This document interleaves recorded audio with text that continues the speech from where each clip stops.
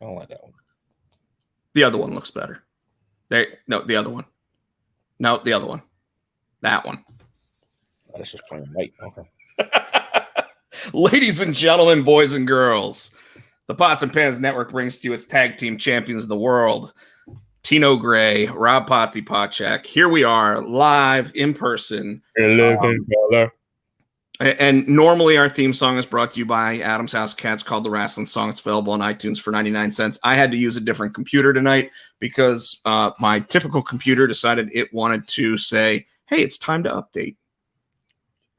And it now is done, but we're already 10 minutes later than Tino wanted to be on tonight. So Tino, I do want to point out that today is Martin Luther King Jr. Day. Yes, it is. And so, you know, I listened to Busted Open on most days, and they had Mark Henry on as the host. And they had a lot of prominent African-American pro wrestlers on the show today. Well, we don't have any of those guests, so I have you. Really? That's where we're going. I actually want your take on what this day means and why it's such an important day in American history. To me, it's just the whole thing with Dr. King's dream about just everybody living in equality, that's standing up for the civil rights, for us to be able to have the same rights as you know, people as of white people, you know, being able to vote, being able to go to the same schools with kids, being able to not have white only fountains and white only bathrooms, just being able to live in unity. I'm listening. I think it's very important, and that's why, especially this week of all weeks, it's just interesting. You know, what's going to happen in a couple of days, and a lot of the stuff we have going on is I you know, we don't really speak politics, but it's just we need to be peace. We need to have unity, and we all need just to love each other and be good to each other, no matter you black, white, purple, brown. Like he said, judge people by the content of their character, not by the color of their skin. Sure. And I couldn't agree more. I think that and it's not just that, though. It's that he did it peacefully, you know, and it's extremely important to realize that there are ways to make changes happen without having to go to war or storm a capital or, you know, and any of the things that we've seen over probably the past 4 years, if you know, we just want to go with current events and you know, the recency of things that have gone on, right? You know, before Steve Carino was around, we had you know, it seemed like schools were a very difficult place to actually want to go to. And now they just don't go, right? now the kids just stay home. We've seen that, you know, there's lots of stuff like that, but you know, his not just preaching, but practicing what he preached is something that comes to mind when you think about Martin Luther King Jr. and how important to American history he really is. And, you know, like sure, there was Malcolm X who was a little more vibrant in his way of going about things. But, you know, when it comes to Dr. King, you know, the guy skipped 2 grades, Tino. I don't know how much you actually know about him, but he's Martin Luther King. Yeah, I'm a Martin Luther King Jr. encyclopedia. He was my hero growing up. So I did all kinds of book reports and research on Dr. King. And somebody put something on Facebook today, which I think, excuse me, I got thirsty. He'll get to it, folks. He'll get to his point. Which I think was good, because now everybody's saying, you know, Dr. Martin Luther King. What we have to remember is he was Reverend King first. So everything he did peacefully, not only peacefully, but he stood strong in his faith and his Christianity, which is another thing I want to really get into here on the podcast. But, you know, don't forget the Reverend in front of his name as well. Yeah, no, absolutely. He stood for a lot, and he did it the right way.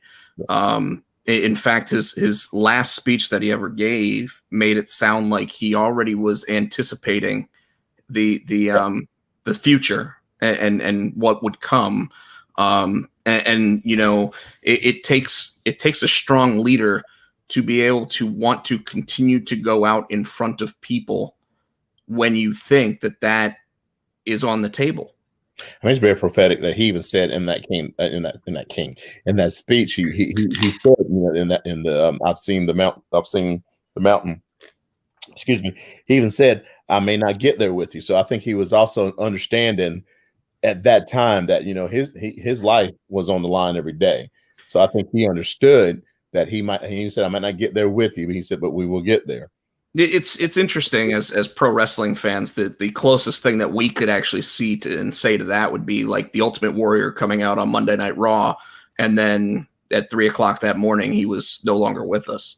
Yeah. You know, like and people always talk about how fake wrestling is and everything, but when you think about it, it's crazy to think that someone's life could go away like that. And even that speech that he gave, it was kind of like.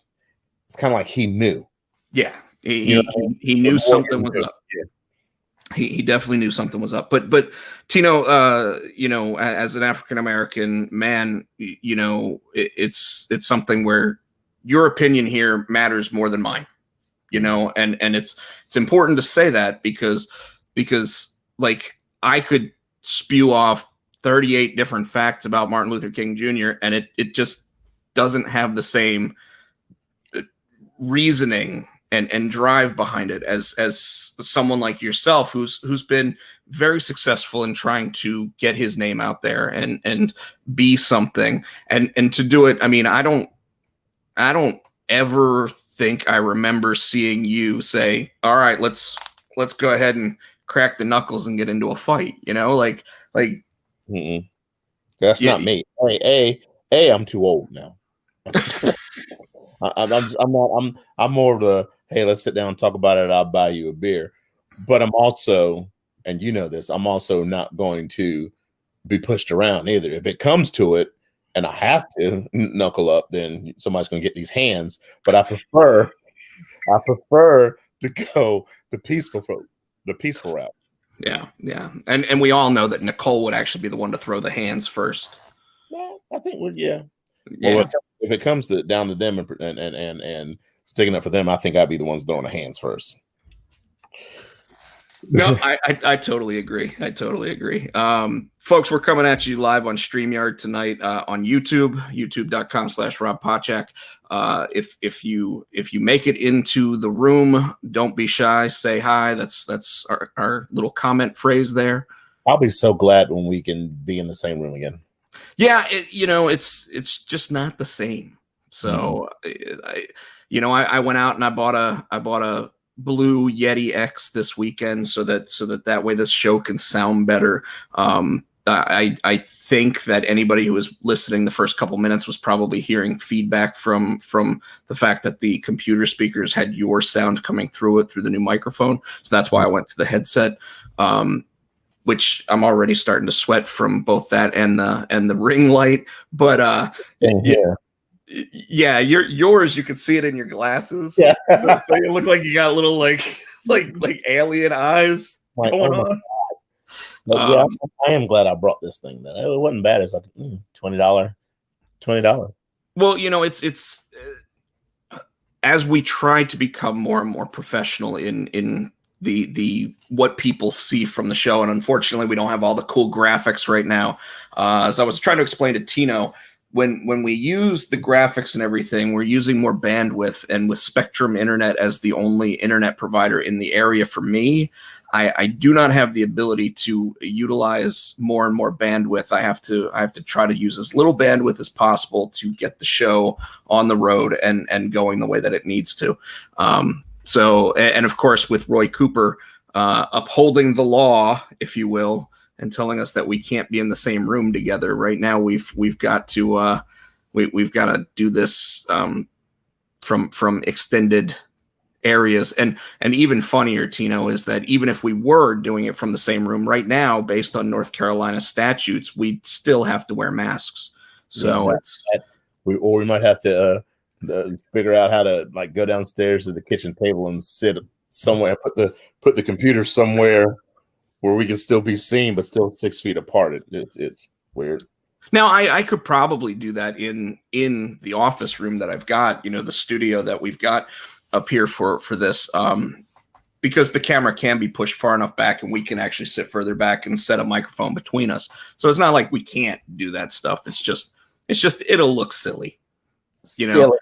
Like I was watching the Tampa Bay New Orleans game last night in the NFL. And to watch Aaron Andrews from the first row of the stands asking Tom Brady the questions about 20 feet away from her after the game was over. To me, I'm just sitting there going, you guys let fans in. So like at this point, she's probably in a complete zone of possible like disease, right? So why do you have her that far away? And obviously it's so Tom Brady, who has like magnificent eyesight, even at 43 years old, can sit there and see the questions as she's asking him, because obviously he doesn't have a headset on or anything as he's hearing the questions. Yeah. So Tino, I want to know what happened with you this week, man. Like what went on? What did you do? And obviously we'll get to the pro wrestling side of things here in a bit, but like, did anything cool happen? I'm trying to think. This past week, since not a whole lot. I mean, I got another show coming up this Friday. Did you finally get to play somewhere? A couple of weeks ago. So yeah, that last week, I remember I played out in Clayton, and then this week I'm going to Clayton. It's the same owner. He's got 2 different bars in Clayton that I'm playing for. Not really. We just try to chill home a lot. My mom came and hung out with us Saturday, which is always fun. She's 20 minutes away. Then, getting prepared for Haley, because Haley left yesterday to go back to school. But in the meantime, she had the iPhone 8, and they've been giving her problems. And I'm like, all right, we'll go get you a new one. And I forgot all about it. And she's leaving. She was Saturday. She said, "Oh, Daddy, can we go tomorrow?" So yesterday was just me and her. Like, we got up at 1, went to the AT&T store. I got her phone situated, and we had to get some stuff at Target. So it's just pretty much just a day, just me chilling with Haley, just doing daddy-daughter time and just having a good time. So it's pretty chill. I had a pretty chill week and weekend.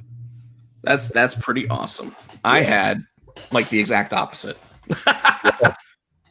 Well, what happened? Well, and none of it bad. It was all good stuff. I don't want to make anybody think that like I was in the hospital or anything. I wasn't. Nothing crazy like that. Although I do have this zit right here and this one right here. And then I have like an ingrown hair in my nose right now, and I have to believe it's from wearing masks. Because Tino, you've known me for over 20 years at this point. My complexion, like I've got freckles everywhere. Like I've got freckles on top of freckles, like Scott Steiner has muscles on top of muscles. Right. But yet, and it's funny because they do get darker the more freckles you get on top of other freckles. But anyways, but my skin does not break out, and yet I've got this thing right here, which I think started as an ingrown hair and became like a zit on top of the ingrown hair. I've got a cut in my nose from where I did have an ingrown hair. And then this thing right here feels like it has shards of glass in it when I touch it. That's how much that thing hurts. So like I've been taking tweezers to it, trying to just pull my face off. I don't even care at this point. I just, whatever's in there that's causing that pain, I want it gone. So that happened, but otherwise, no, everything that's happened with me over the past week's been great.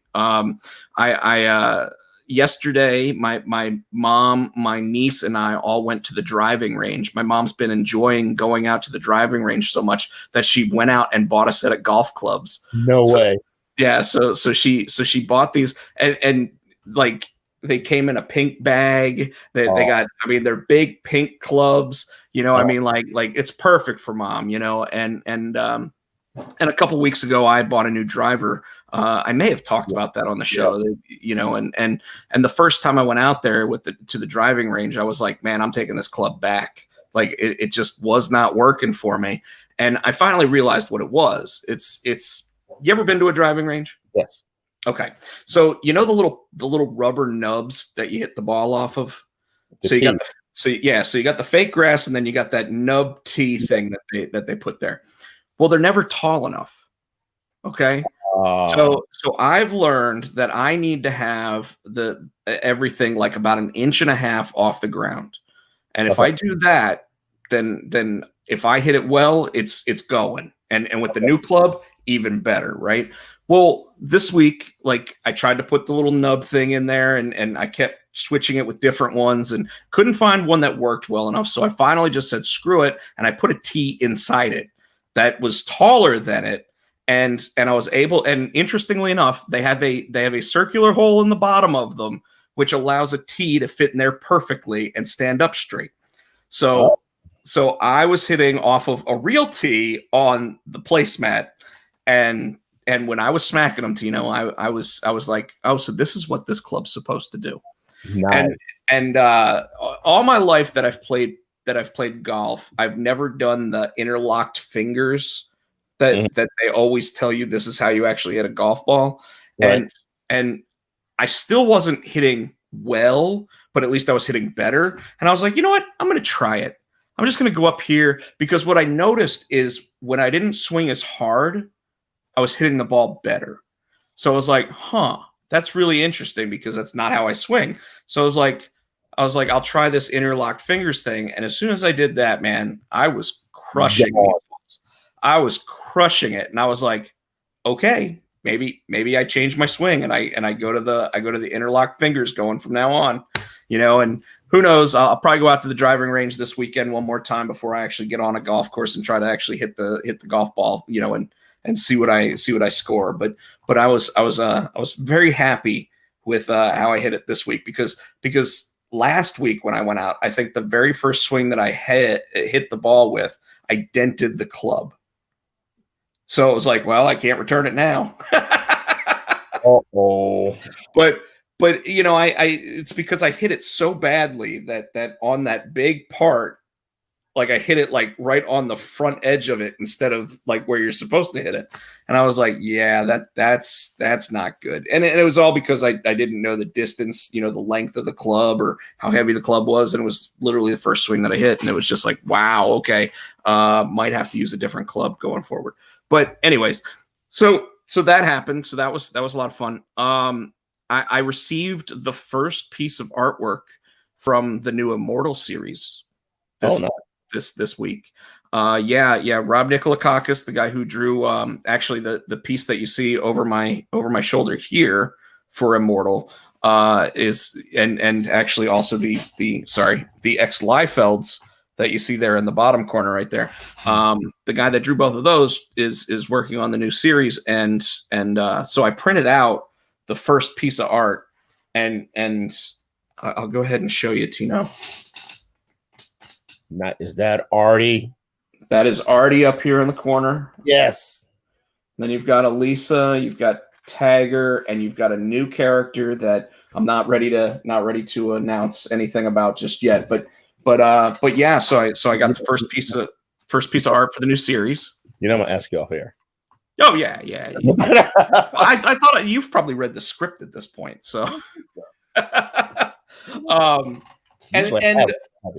so on top of all of that, I also wrote the second article for the gorilla position for Mainframe Comic Con. So to anybody that's actually taken a look at the article, that thank you. I think this week's article is going to be based on what free agents could show up at the Royal Rumble. Because that's always one of our favorite topics is who are the surprise possibilities at the Royal Rumble. Obviously, with no one in the stands and just using the Thunderdome, it's going to be a lot different this year. We'll talk about that a little bit later, but I think that's going to be the new article. I'm hoping T comes on because I want to know if he's going to have the Royal Rumble on at his place of business. Possibly, but otherwise you could always come over here. Nope, gotta make for a late night. You don't ever let me leave. No. If I don't watch it there, I'll watch it at home. Maybe we'll do one of these and we'll watch it together while we're not on the air. We would just be in front of each other on camera. That'd just be Zoom. Sure. Yeah, we could do that. So, and then on top of all of that, I recorded an episode of a podcast called Champions Material with my buddy Sean Vaughn. It's in its second season. He does about 10 episodes a season, and he wanted to basically get the skinny on what I do in comics, my take on where comic book movies and things are happening and going this year. After the episode, we got into a long discussion of what football players would be who in the WWE. So I said Drew Brees would be the Undertaker of the WWE, or the Undertaker of the NFL, because while he's never actually been the number one guy, by the end, he has almost all the records. And actually, that's not true. He's like second in almost all the records. But regular season stuff, I think he does have all the records now. But anyways, it was a really cool time. We actually talked about the Potsy and Tino show, which was kind of cool because hopefully it helps us build the audience a little bit better. And then Tino, right before we went on the air tonight, something happened this week. Remember the thing you texted me about earlier? Remember this little piece of artwork? Yeah. So it got sent out tonight. I had already posted it on my Instagram, but a guy by the name of Fergal Devitt posted it on his Instagram earlier today. And do you know who Fergal Devitt is? I think so. Isn't that one of the Godwins? No, and let's not upset the guy, okay? I'm sorry. It is Mr. Finn Balor. One Finn Balor actually reposted the artwork, and even as we're on the air right now, earlier today, before he posted it, the piece it had what's that? What did he say? Did he comment or he just posted it? He just posted it in part of his story, and it's like people have been going to my piece and just clicking on it. Well, that's what I'm saying. You said he posted it and he gave you. He posted it to his story. So if you go to if in your stories on Instagram, you click on you see you see Finn Balor's name on there. It's my piece of artwork and it's got my name attached to it, so people can click on it and actually go directly to the site. So that was super cool because earlier today it had, I don't know, like 35 likes on it, and now it's up to about 100 likes. So and it'll probably be blowing up my phone all night with notifications of people that are just then looking at Finn Balor's story. I must not be following Mr. Balor. I thought I was. What? I thought it was. He's actually, it's funny. He's one of the few wrestlers that I actually do still follow, and the reason why is because he does post artwork from a lot of people that draw him or draw like scenes that he's been a part of or whatever. So that's. Is he Finn Balor? What is it? Yes, he's Finn Balor. There's a couple of Finn Balors. Is it one of him looking like? Oh, here, let me look it up because Finn Balor Forever. Yes, Finn Balor Forever. I'm following him. Why didn't it show up in my? I don't know, but go ahead and pull up that story, and then give it another click, and go ahead and like the artwork, since you don't seem to like anything that I post on Instagram. I'm hardly ever on Instagram. How do you not like my drawings on Instagram? Because I like them in person. When I tell you, I don't feel the need to kiss your ass on damn Instagram. Man, haven't you ever seen the movie Vacation? The new version of it where like in the very first 10 minutes of it, like she's like, yeah, I saw that you went on vacation. It looked great. And she's like, yeah, but you didn't like any of the photos. Well, Tino, I'm telling you right now, when you try to become an Instagram person or a personality on these sites, you gotta like other people's stuff. Now for the rest of the episode, folks, Tino's just going to be looking at Instagram because he hasn't looked at it in months. I'm ignoring you because I hear you blah blah blah. You should know how this works, man. You like you want to build your brand, and yet. Oh, I'm going to report it. I can report it. You know what? While you're doing that, I'm gonna sit there and I'm gonna post a Instagram reel of me talking here on the show right now. Me too. So anybody out there, go ahead and join us live on youtube.com/Rob Potchak. We're doing the Potsy and Tino show, and we'd love to see you in the audience. Thanks so much. Bye now. I obviously hit the wrong thing. Oh, you're putting music on yours and everything? I'm trying to figure out how to. Yeah, now I'm just sharing it. There we go. Oh, reels. That's a reels. Yeah. Yeah, it's like that. It's their new thing. It just, if they like your reels, then they post it to everybody or whatever. I don't know how to use it yet. So I just click on it when I'm drawing or whatever. But anyways, Tino. So nothing else happened with you this week? No. No? No. And then another thing that I did this past week was I got a little bored. So on Facebook, I went ahead and said, hey, anybody out there, checking out Facebook right now, why don't you go ahead and send me a cartoon character or a comic book character that you want me to draw? And I did a bunch of sketch cards.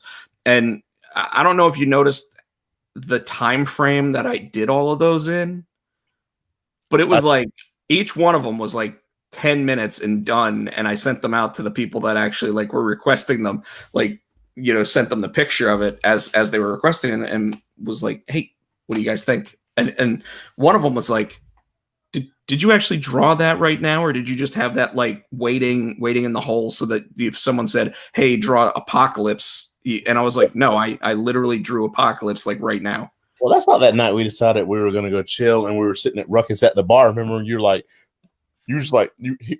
had a few.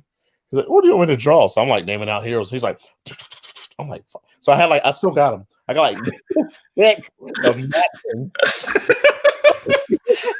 I love napkin art. I've loved drawing on napkins for I don't know how long, man. But you have to have a regular ballpoint pen to make napkin art, because otherwise it just bleeds or it rips the napkin, or there's so many different things to it. So yeah, I love doing napkin art. I always have a fun time doing that. I got home and Cole's like, what the hell are y'all doing? I'm like, poured drunk. That night I even tried to make you draw one. Yeah. And you're like, no. It's like Sticker. It had a head and had a little line body and a little line arms coming up. So Tino, in about 2 weeks, we're going to have a new segment on the show, I think. And it'll probably be the second week of February, so it might be 3 weeks from now. And the reason Tino's gray goatee. Well, it's just Tino's gray. Yeah. No, I mean, if you want to do a segment based on your gray goatee, I don't know what the hell you're going to say about it, but I mean, we can all see it. It's right. It's like this thing. Oh yeah. So no, I decided, because I don't like cooking, that I was going to start doing these pre-packed meals things. Okay. So I ordered from Freshly today, and okay. I ordered 6 meals, and they'll be here. I think they said the first week of February, Wednesday that week. How much does something like that cost? So six meals shipped was $51. And so what's in the meal? Are they different meals? Obviously, did you get to pick what you wanted? Yeah. Okay. What's in a meal? So one of them was peppercorn steak with green beans and some sort of it said mash, but I'm not sure what the mash is. It's either mashed potatoes or mashed sweet potatoes or whatever. Another one was chicken. I think one was close to a chicken parmesan. Mm-hmm. Another one was an orange chicken and rice. So I mean, I went with the plainer ones just because I was I wanted to keep my carbs relatively low, but I didn't want cauliflower. So here's what you do, and this is where I get my meals when I go for my lunch. You heard of Clean Eats? No. Clean is Clean and Eats, EATZ. That's what they do. You go there and they have meals too, but they also have them by, like, I used to get the proteins, but they have just meals for stuff like that. You want to keep your carbs down. I usually use the low carbs, high protein, and I'll buy what, 5 meals.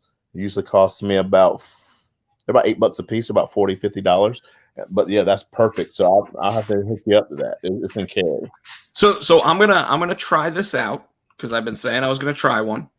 I ordered 6 meals, and the real reason why I wanted them was Freshly does all microwavable, so it's 2.5 minutes and your food's ready to go. So that's just 1 week. So you're looking to do that every week. You're just about $300 a month. You're looking at probably.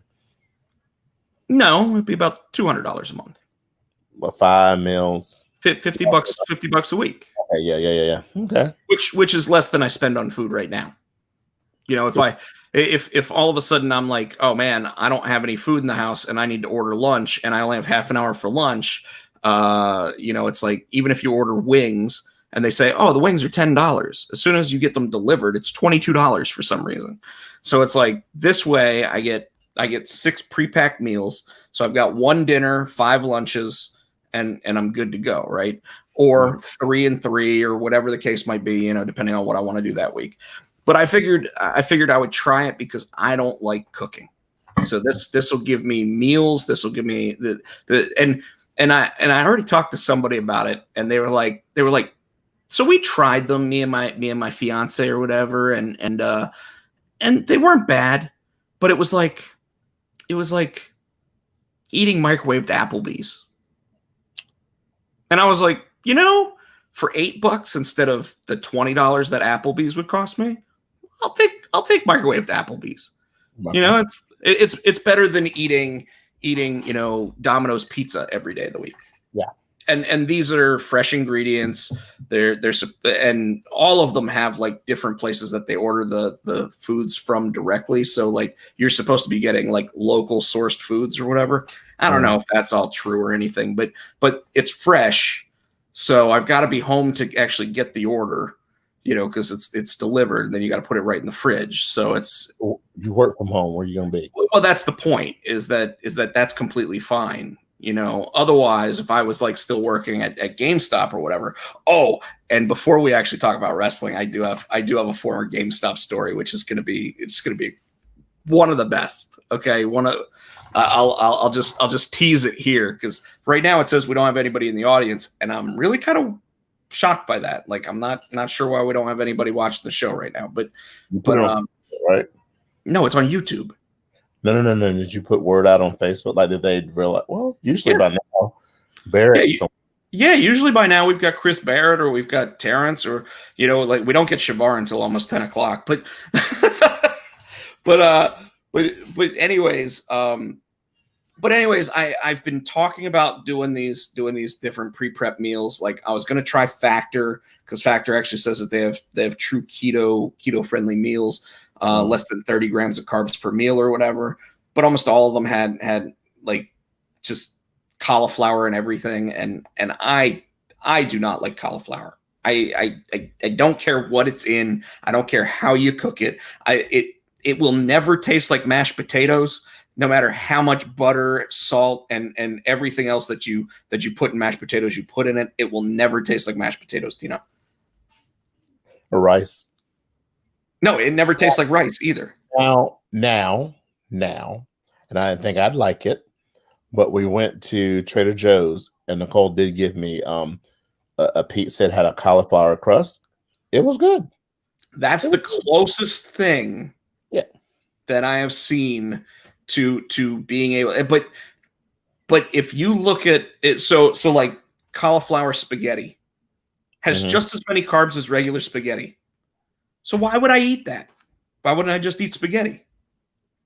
But have you had the zucchini spaghetti? So I've realized what I need to do is get a spiraler.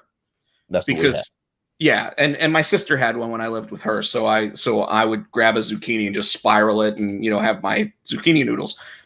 That's perfectly fine. Zucchini or spaghetti squash is great. Now, both of them though, you have to strain them a third time, like a second time, and then a third time to get all the water out of them, so they actually have that noodle texture, and they're not just making you, have soup. Yeah. Like yesterday, my mom and I went out to lunch at Noodles and Company, and I was like I want to go ahead and get the Parmesan crusted chicken with zucchini noodles. And she's like, and you want that with what, an Alfredo sauce? And I'm like, no, I want it with the red sauce. And she's like, I don't understand. So I had to order it like this. I had to say, I want to order the spaghetti and meatballs, substitute the spaghetti with zucchini, and substitute the meatballs with the chicken. And she's like, oh. And I'm like, really? I'm serious. That's how I had to order it. That reminds me how I got in big trouble when I worked at McDonald's in high school. What's that now? So that reminds me of the story how I got in trouble when I was working at McDonald's in high school. Oh, what happened there? Well, okay, so we all know that I'm a smart ass anyway. So you know. This old lady came in, and I'm working register, and she goes, I want 10 cheeseburgers, 2 of them without cheese. I said, yes, ma'am. You want 8 I said, you want 8 cheeseburgers, 2 hamburgers? No. I want 10 cheeseburgers, 2 without cheese. Yes, ma'am. You want 8 cheeseburgers, 2 hamburgers? So that'd have been cool if she had been, is that what I said? I'm like, oh, okay, lady. So I went to the bin. And I put out a hamburger, and I put out a cheeseburger, and unwrapped them, and laid them on the counter. And I opened them up. I said, what's that? She said, that's a cheeseburger. I said, what's that? She said, that's a hamburger. And I took the cheese and flung it like that behind me. What was it now? She was, oh, well, yeah, I'm sorry, 8 cheeseburgers and 2 hamburgers. And my manager at that point, she's like, when you finish that, I need you to just go take a break. I don't understand. Like, so you know what? I might as well ask the tough question of the night now. Oh, shit. And it's got to do with exactly what you just said. Okay. When you order a burger at anywhere, from McDonald's to Burger King to anywhere, and you say, I would like that without onions, they don't take money off the cost. But when you sit there and you say, I want to add something to it, they charge you extra.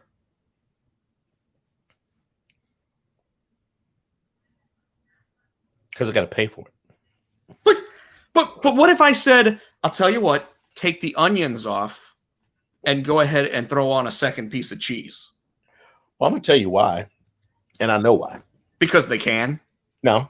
Because they've already got to sit in the bin. Now you're making them work, and they got to make a fresh burger without the onions. So, interestingly enough, it's funny you say that, because this is what I always do when I go to those places. I always order it plain. And the reason why is because I want them to make me a fresh burger. No, they'll just take buns out and they'll put the meat that's been sitting in there. Now, I know. I know. Fries, and it pisses them off. I'm like, yeah, I want fries, but no salt. Because then they got... and then, oh, you know what? From now on, I'm going to do that just so I get fresh fries all the time. And then when I get the fries, I'm going to be like, can I get some salt packets? But that's how because then they got to drop a new fry, and then they got to wipe down the fry bin and put them, because I worked at McDonald's, you had to put like the paper down so you put the fries on, so no salt on it, and then they scoop it. They got to wipe down the scooper because from fries, so there's no salt. That's how you get fresh fries. Just say no salt. So let me ask you this. Have you noticed recently that when you go to any of these fast food places, the fries never have salt on them anymore? Mm-mm. So almost every time I go somewhere, like there's very little to no salt left. And I have to, because I have the pressure. So I'm like, no salt, please. Really? That's so disappointing. That's like half the flavor of those things. Oh no! But what I do is, because I don't salt a lot of my food anymore. I just put pepper on it. Well, see, I don't salt a lot of my food anymore, because after having the heart surgery or whatever, the doctor was like, "Hey, make sure you cut the salt out." And my numbers are fine. Like, it's not like but just don't put salt on anything anymore. Like every so often, if I'm having a steak or something, which the doctor also says I shouldn't be eating, but every so often when I'm having a steak or whatever, you've gotta season it a little bit. So a little salt, a little pepper, and maybe some butter to go along with it, and it normally tastes fine. Are you But trying having a heart attack? no, and when I say a little, I mean just a little, like this much. I'm gonna Just need your doctor's information because I'm gonna call and tell on you. I already told you my numbers are good. So I'm gonna Like, keep you around. well, I appreciate that. I will be like tattletale. I'll be like, excuse me, Rob's doctor. Yeah. Hey, by the way, your buddy Tino snitched. But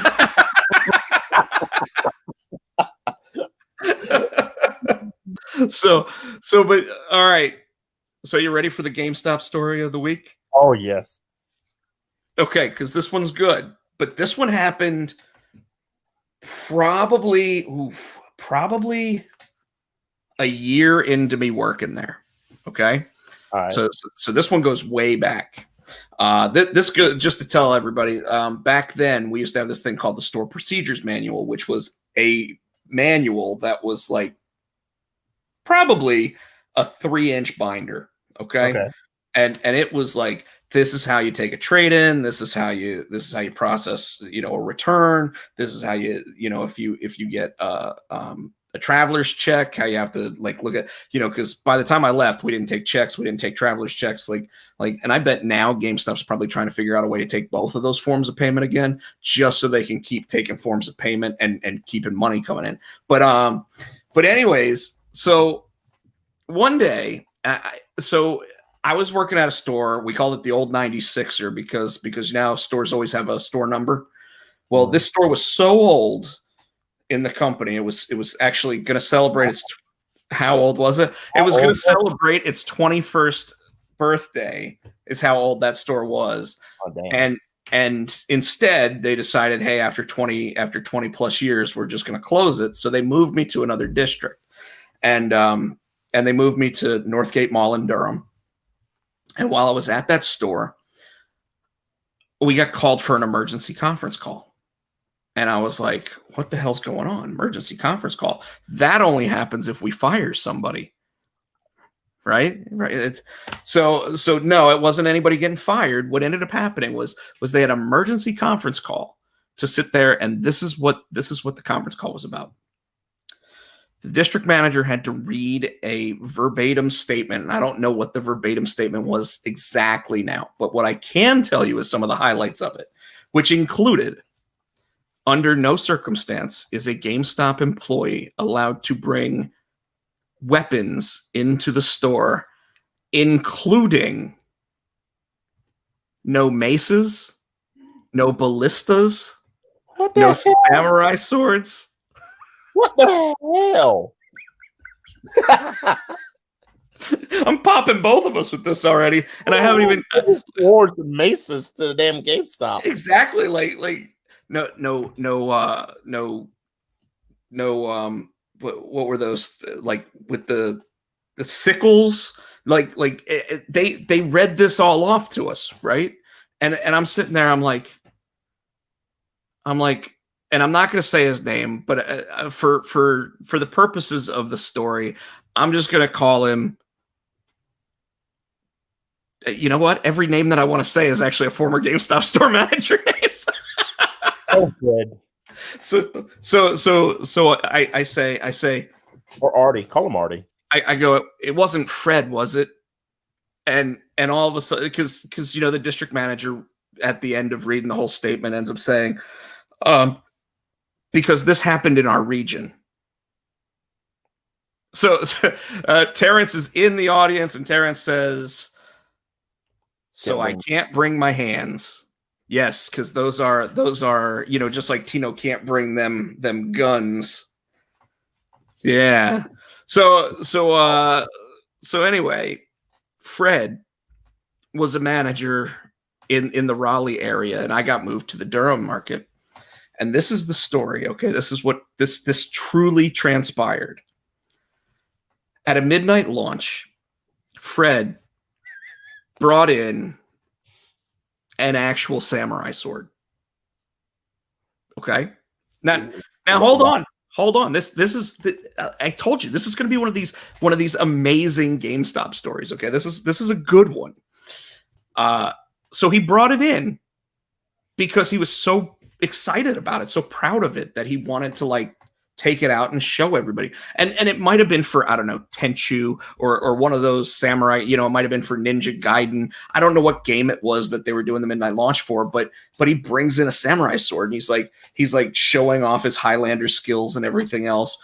And then one of his regular customers, Tino, asks, "Can I hold it?" Oh my God.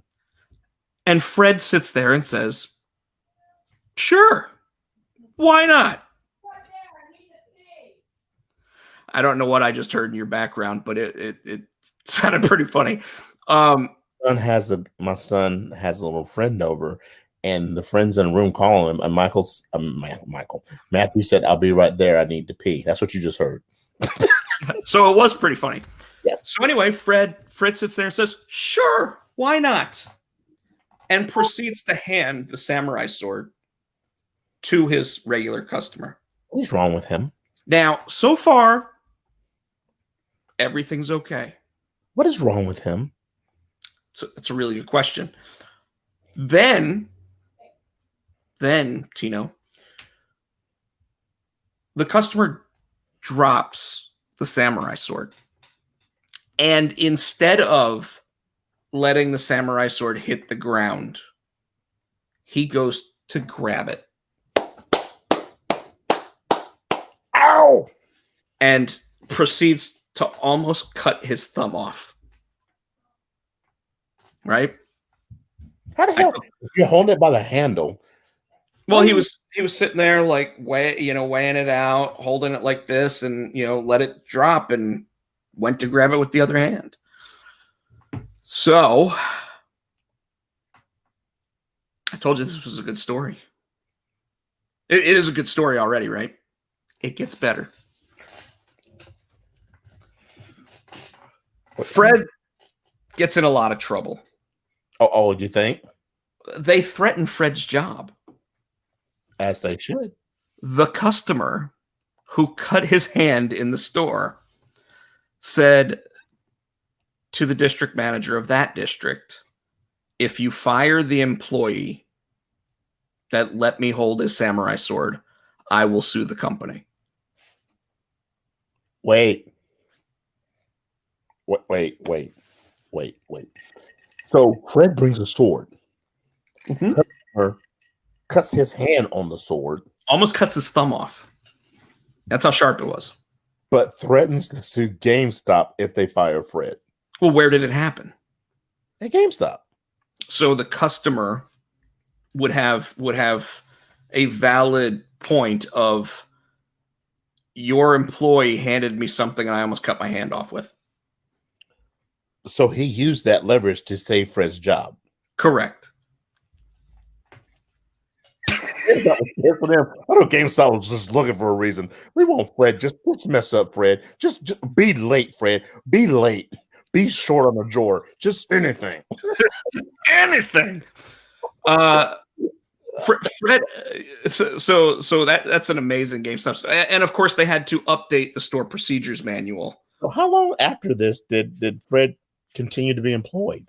Well, that's part of the fun of it. For like 3 more years. They couldn't get Fred. They tried. I know they tried. They tried to get Fred. Well, I don't know if they did try or not, because I don't know how long that guy actually said, "I'll hold off suing the company if you get rid of Fred." Like, I don't know like what the statute of limitations is there. But they, he signed a piece of paper that said, if you don't fire him, I'll A, continue to shop there, and B, I won't sue the company for all this craziness. So I got lucky. So Fred, and how Fred quit, by the way, is also pretty awesome. So this brings a sword to work almost cuts off a customer's thumb, gets his job saved by said customer, and it says it's late. He's like, "Fuck it, I'm out." That's what Like, he. like 3 years later. Huh? Like 3 years later. Like I quit this bitch. I don't. Exactly. So okay, because I've already started with they had to update the store procedures manual with no bringing samurai swords, ballistas, or maces into the store as weapons. Why did it just? Why they got to list a whole list of weapons when they're only talking about a samurai sword? That's like me bringing a knife. I think it's important. Bringing a knife to work. Said, "Oh, you can't have any Glocks, no AR, no grenades, no hand grenades, no blades." Dude, well, all right. So you asked for it. I'm going to tell you why they had to name all these other things, because later on, yeah. So Desolate. I think this may be the first time he's watched the Potsy and Tino show. I'm not going to go ahead and announce his real name to the crowd unless he wants to, but also former GameStop employee Desolate out there.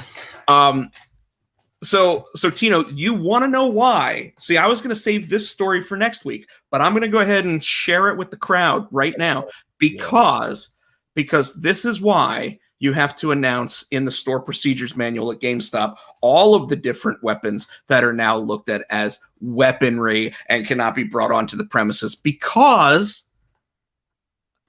an assistant manager of mine at one point went to a gun show, left the gun show, came into the store and sat there and said, "Hey, Rob, come check out what I bought at the gun store," or at not the gun store, but the gun show. And I sat there and I was like, "You better not have a gun on you on the premises of the store right now." And he's like, "Oh, it's okay. It's not loaded," and proceeds to pull the gun out. So in the store? In the store. Now, in the back room. He came to the back room and then pulled the gun out. Fire him? So he also did not get fired. What, did you threaten to sue? You better not fire him or I will sue. No, but I did have to threaten him with, "You do realize I have to talk to the district manager about this now." And so I'm going to preface this because normally I wouldn't feel this comfortable around somebody with a handgun coming into the store. First of all, it was like, if I remember correctly, it was like a 1950s handgun that was bought kind of as like a collectible, so it was going into his collection. Two, the guy also had a gun range in his backyard. Man, so we, Tino, I gotta say, we also have another former Rob assistant manager in the audience tonight. We've got Corey Pashan. Corey, what is going on, brother? And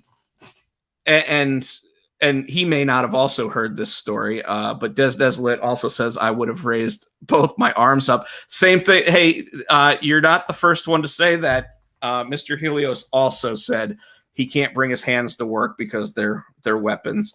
So Des, sorry on that one. But so I think he said he had his arms up because dude put the gun on.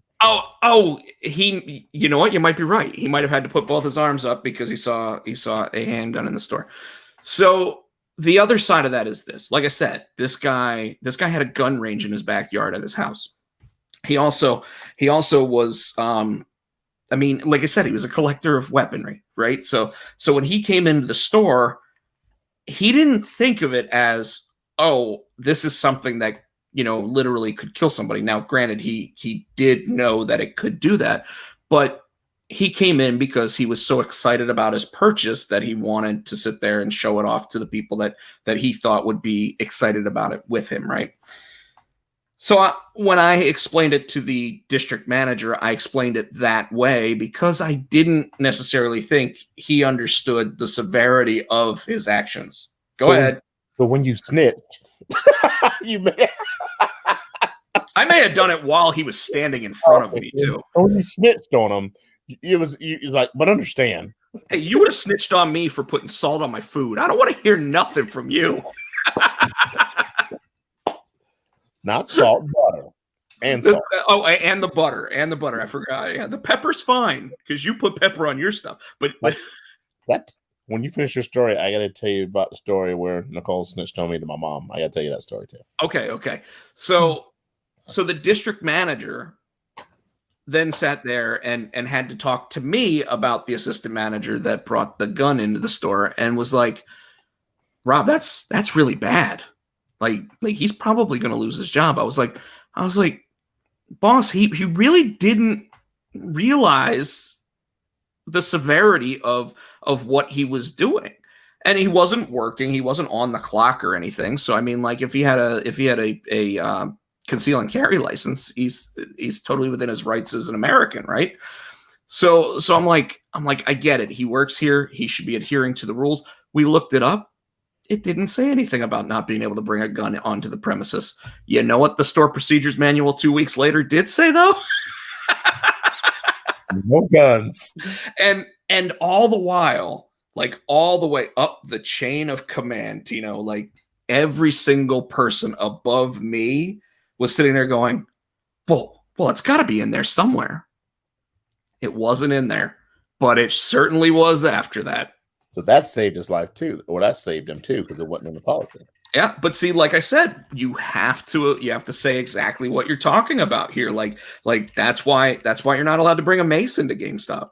Now a chainsaw, bayonet, Gears of War, like big ass rifle, you can totally bring one of those in because I mean, like why not, right? But so okay, since we're telling snitch stories, go ahead and explain to the audience out there what Nicole did to snitch you out to your mom.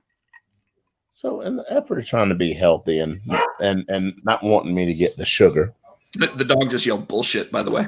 Huh? Yeah. Your dog just yelled bullshit. The dog has to go out. But so I had a Kool-Aid fetish. I drank Kool-Aid and so Nicole's like, you need to lay off the Kool-Aid. I'm like, all right, whatever. Okay. But you can get sugar-free Kool-Aid. Yeah. That's like unsweet tea, heathen. Anyway. I drink unsweet tea all the time. Yeah. But you look like gold dust over there. So I'm like, all right, I'll stop drinking Kool-Aid, right? So they take these yearly trips usually in the summer or the spring to New York. Yeah. So yeah. I had Kool-Aid like a month. Right? So you got one of the giant. Yeah, that's why I went out. Did you just buy the whole sugar thing and just pour like a little water on top and just mix it? Okay. When I make Kool-Aid, I use 2 packs of Kool-Aid and 2 cups of sugar. That's what it is. So I bought the Kool-Aid, right? And then regular Kool-Aid comes with sugar in it. Okay, but 20. Well, not enough. So oh, she's worried about me. So they were like 25 cents a pack. So I had like 10 packs, but then they got close to being home. Then I realized, shit, I got extra Kool-Aid. So I hid it up high in a shelf and like in the back. So she'll never find it. She'll never find it because she's short. She can't see that. So I have Haley. So a couple months later, Haley went to go. She was in middle school. So she's, like the girls, they would dye their hair with the Kool-Aid and all this other stuff. Right. So that's what she did. She dyed her hair with the Kool-Aid. Then Nicole was like, where did you get the Kool-Aid? Asked Haley. And Haley's like, it was up in the cabinet. And she looked at me. I'm like, I don't know what you're talking about. She goes, you bought that Kool-Aid, didn't you? No, I didn't. She said, you brought that Kool-Aid, didn't you? I'm like, you know what? I'm grown. I do what I want. Nicole said, okay. I'm a grown-ass man. That's right. She walked away. I thought she was going to go just make a phone. I know. She came back. She's like, and I'm like, hello? That's my mama. Are you drinking Kool-Aid? Did she tell you did it? I'm like, I got the phone with her. I'm like, you know what? I hate you. She snitched me out to my mom. You hush. He's not like, hey. I'm like,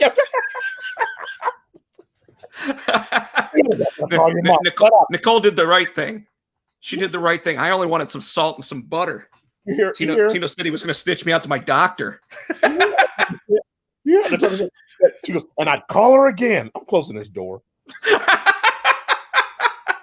So, Katie, since you missed it, I went ahead and I told probably one of the best GameStop stories of all time. The story of how Fred the manager, which is not named Fred, I unfortunately will not give out his real name, but Fred the manager brought a samurai sword into a GameStop and was fortunate enough to keep his job after a customer almost cut off his own hand.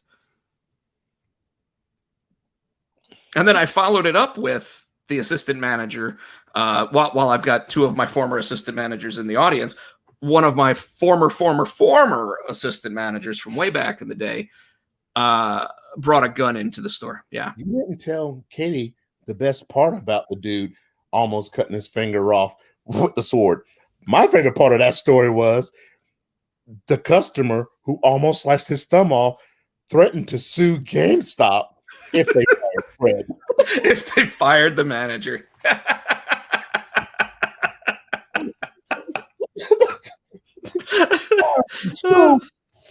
It's so good though. It's so good. Oh my God. I mean, the amount of craziness that happened in my almost 15 years with that company.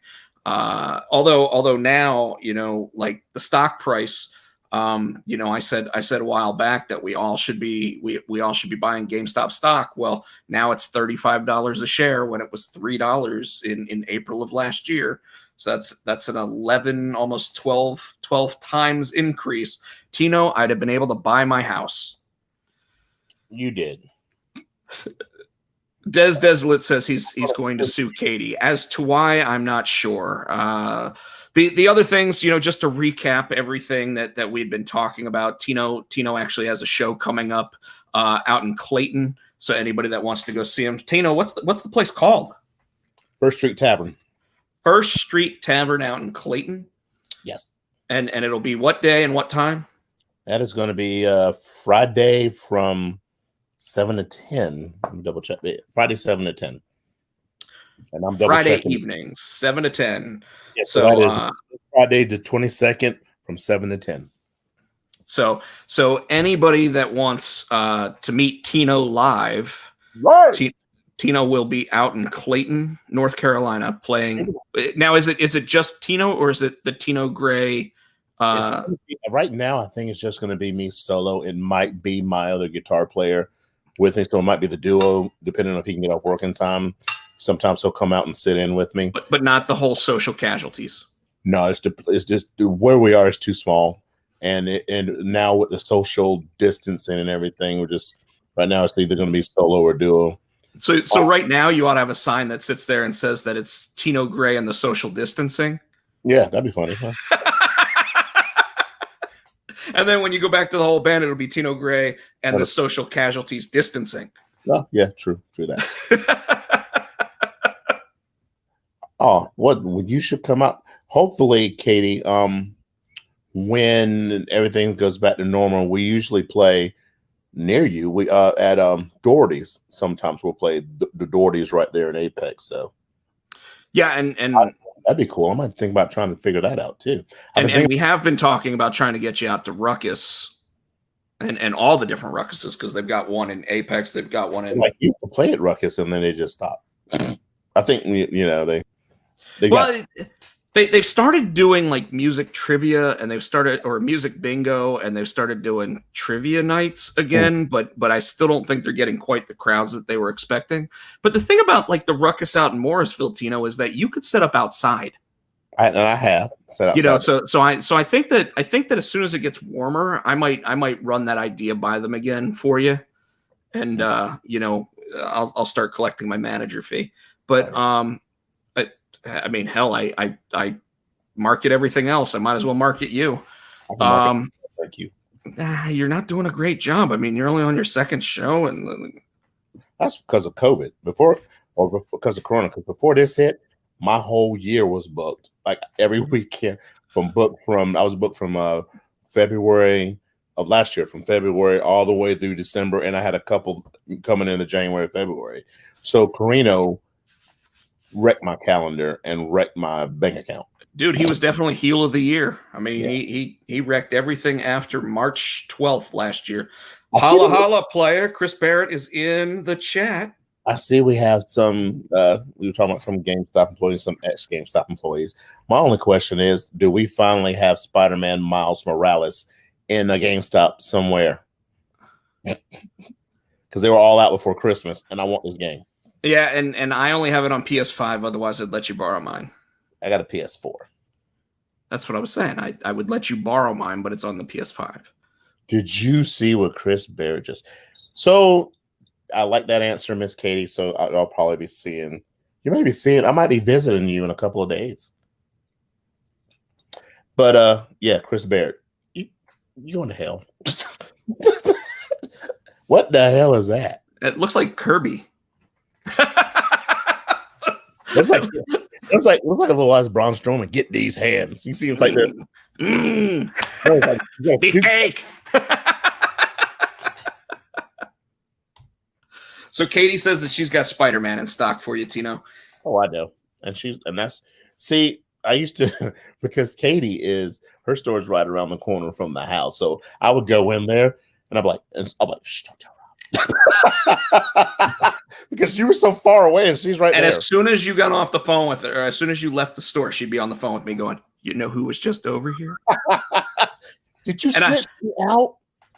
Dude, this show's all about snitches.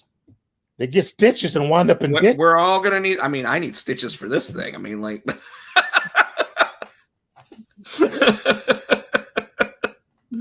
Oh, Chris Barrett in the chat sitting there saying Chris Candido and I shared a name. Do you know what Candido's middle name was? And I'm gonna say I do not know what Chris Candido's middle name was. 19. 19. Katie also says that she'll make sure to put that Spider-Man aside for you, Tino. Well, she loves me. Well, I mean, yeah. So Katie wants another snitch story. Do we have any more snitch stories? You got any from your day jobs? Actually, I don't know if you want to tell any snitch stories from your day jobs because like what you do now, working with like, well, yeah, but I do have snitch stories from playing. I don't know if it's actually snitch stories. Okay, here it is. So I don't think a lot of people understand, and Rob knows this because he's seen me do it. But especially when I'm playing acoustic, when I'm doing solo shows, just because I'm up front and have speakers behind me, I still hear conversations going on around me. So there's this one conversation. There's been a couple of conversations, but there's one that's very, very memorable. And I did have to stop and share it over the microphone to these young ladies because they were about to be stupid. So I was playing a bar and some college girls came in. There's two of them. And they sat at the bar and they were looking around. And one girl goes, "There's some cute guys in here tonight." Swear to God, reaches in her purse, pulls out a little case, and pops a birth control pill. I stopped mid-song and said, "That's not how that shit works." Oh, it might have been her second one of the day. You don't know. That's not. You don't know. She was just doubling up to make sure, man. And then she wanted to be. And then she realized I was talking to her, and all I said was, "That's not how that works." Now, had she just let that. Where was this? Was this O'Malley's? No, it was McGregor. But it was where? McGregor Ale House. Had she let this fly and not been smart with me, the whole thing would have ended there. Sure. And she looked, and her friends like, her friend was laughing because she got the joke, but the girl wanted to get mad. "Excuse me, what did you say?" I said, "That's not how that works." "Who do you think you are?" I said, "Well, I'm the guy up here with the microphone that everybody can hear. And since you want to have this debate with me, I watched you, and I told the whole story on the microphone. I watched you walk in, sit at a bar, get a beer, look around and says a bunch of cute guys in here, and pop a birth control pill." Now, I said this over the microphone to my speakers. Everybody stopped and looked at her. Then she got embarrassed. Then she got embarrassed. Then she wanted to holler and then want to go back and forth. She goes, "Why don't you do your job?" I said, I am doing my job. You disrupted my job. I said, my job is to entertain people.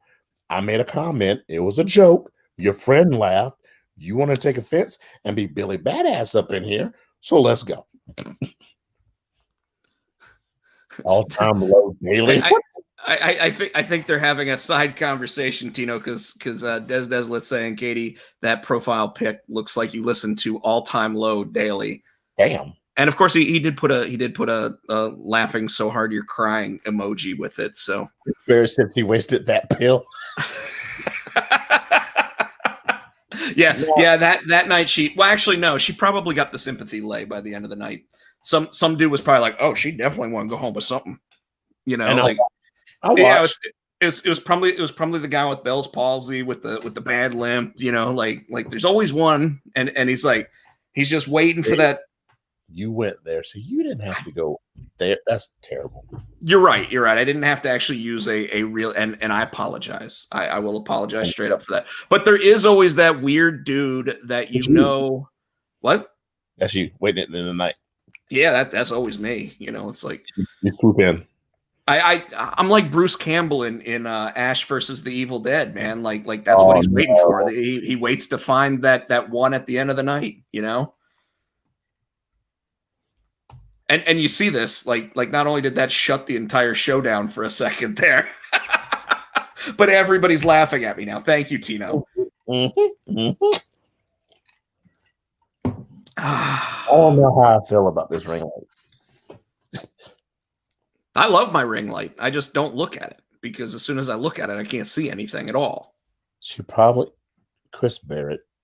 See, what did he say? I'm not repeating it. So you put it up? I put it up. She probably went home with love child of Jim Ross and Dr. Wow, after the brawl for all? Jeez Louise. See, that's one of the reasons why I do like Chris Barrett in the chat, because he's as colorful with his metaphors as me, and doesn't seem to give a fuck about it. So, but by the way, I do also want to point out, Katie, another thing that you missed by not listening earlier, and I know that you were at work, so I'm not going to sit there and be upset about it. Is you missed the unveiling of the very first piece of artwork from the new Immortal series. You can't see because you got the Barrett thing right there. Oh, you want me to take that down? I'll take that down. Sorry, Chris Barrett. There you go. So yeah, you missed that. You missed what else has been going on with me and Tino. You know, I was on Sean Vaughn's podcast this week, Champions Material. I guess he's going to edit those episodes and put them up both on iTunes, Spotify, Android podcasts or whatever, and YouTube. So that was another thing that's been going on. My 71-year-old mom bought a new set of golf clubs so that she can go out and hit at the driving range. That's always fun. Posted like a little video of it on Instagram yesterday, and she was like, "You better not do that," you know. And it's like, my mom's so much fun. It's like when we take her out on a real golf course, Tino, did I ever tell you, like, because she gets to go from the ladies' tees, which, you know, sometimes could be like 110 yards further up than the men's tees. Now, my mom, every club in her bag, it doesn't matter if it's the putter or her driver, she can hit it for about 50 yards. And that's like the max. Okay. But because she gets that added distance from being on the ladies' tees, if I'm sitting there and I hit one and I only hit it about 130 yards because I flub it, screw it up, you know, just fucking terrible shot or whatever, like she hits there, you know, she goes up to the women's tees, she can see my ball and she goes, "Oh, all I got to do is hit it farther than Rob," right? And she hits it further than me and she goes, "Would you like to contribute with this one, Sally?" You know, and it's like, Mom, geez, really? Like So my brother-in-law Shane was actually sitting there saying not too long ago, he's like, "I love playing golf with your mom, but it's so hard to cheer for her because she's such a pain in the ass." Wow. Dr. Drew Manchu wants me to plug the gorilla position. I did actually already plug the gorilla position. The second installment of the gorilla position is on mainframecomiccon.com right now. This time we actually talk about the ratings between NXT and AEW and why WWE is not as scared as they once were about Wednesday night ratings. And the next installment of it, I believe, is going to be my installment that talks about the pro wrestlers that are currently not under contract that could show up at the Royal Rumble 2021. So thank you for bringing that up, Dr. Drew. Apparently, Drew Manchu also went to Disney, so I'd love to hear how long the lines were to get on the Millennium Falcon, and of course, the Rise of the Resistance. So I'll let that go there. Got some other comments in the chat. We got Corey Pashon saying awesomeness. We got Katie saying that's awesome. We've got Des saying nice, and Tino. We have been talking for over an hour already, and we haven't even gotten to the topic that we normally kick half of our viewers out from. I hate that because Katie just popped in and then we start talking about wrestling. It's like, yep, I'm out. So Chris Barrett says that he expects a possible Tessa Blanchard showing up during the Royal Rumble. Tino, who do you think? Because I think the obvious choices of people that aren't under wrestling contracts are pretty easy. I think Rob Van Dam is currently nowhere to be found, so he could easily show up. Have you seen Rob Van Dam lately?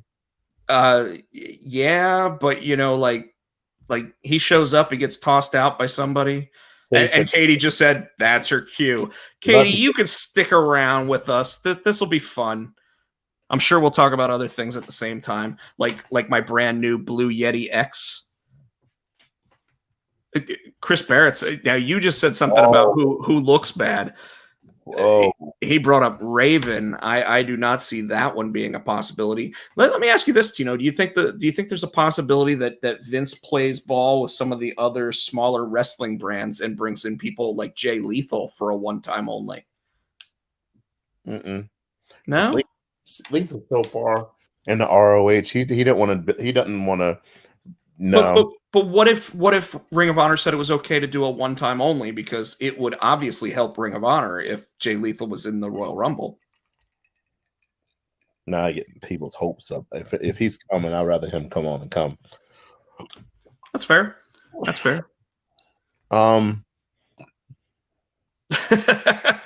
Actually, Chris Barrett, I'd still rather see the Iron Sheik in the Royal Rumble over Raven, except no one be able to toss him out because he can't land on his feet.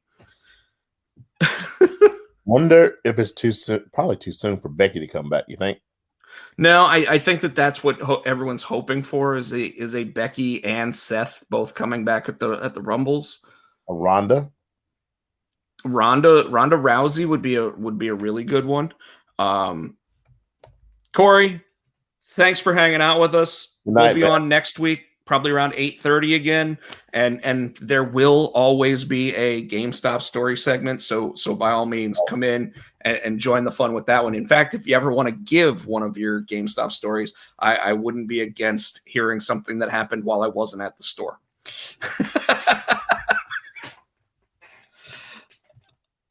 Becky was split open. Obviously, she did have a child. I don't know what all happened there. When you say Razor, I assume you mean Razor Ramon. I would think that you have a better chance of X-Pac than Razor Ramon. I think there's a possibility of Booker T. Yeah. Mark Henry said today on Busted Open. In fact, I definitely want to talk about what he said about one Ryback earlier today. But I do want to talk about how Mark Henry actually said that he wants to get down to the Performance Center and start working out and get at least one good match in this year. So who knows? Maybe he was foreshadowing a Royal Rumble appearance, except it would be pretty difficult to get the world's strongest man who weighs about 350 pounds out of the ring. They'd have to double team like they always do with the big men. Yeah, I agree. So what about Wade Barrett himself? That could be interesting. What about Aldis?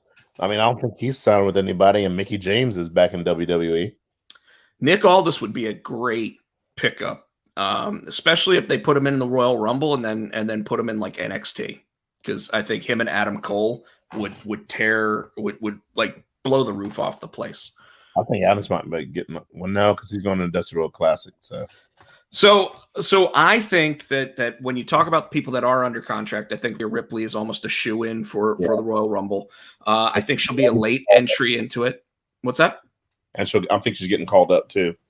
Well, I definitely think she's getting called up. In fact, I wouldn't be surprised if as a welcome gift to her that they kind of do the opposite of what they did with Charlotte last year, and they have her come in, win the Rumble, and then go, hey, I'm going after like Asuka, and she just shows up on Raw because of it.